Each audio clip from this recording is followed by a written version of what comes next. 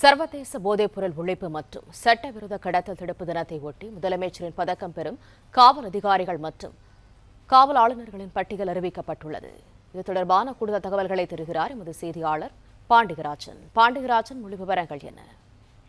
2026ஆம் ஆண்டின் சர்வதேச போதைப்பொருள் ஒழிப்பு மற்றும் சட்டவிரோத கடத்தல் தடுப்பு தினத்தையொட்டி காவல் அதிகாரிகள் மற்றும் காவல் ஆளுநர்களுக்கு முதலமைச்சரின் பதக்கம் வழங்கும் ஆணை பிறப்பிக்கப்பட்டிருக்கிறது. முதலமைச்சருடைய பதக்கம் ஒவ்வொரு ஆண்டும் சுதந்திர தினத்தன்று வழங்கப்படும். அந்த வகையில் 15 பேர் கொண்ட பட்டியலை தமிழ்நாடு அரசு அறிவித்திருக்கிறது.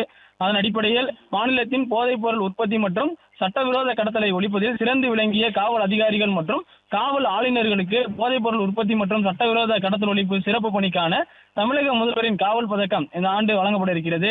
குறிப்பாக வரக்கூடிய சுதந்திர தின விழாவில் அந்த 15 பேருக்கும் முதலமைச்சர் அவர்கள் அந்த பதக்கத்தை வழங்க இருக்கிறார். முதலமைச்சருடைய பதக்கமாக வழங்கப்பட இருக்கிறது.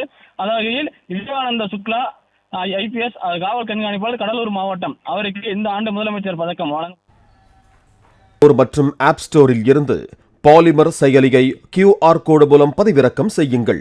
செய்திகளை உடனுக்குடன் பெறுங்கள்.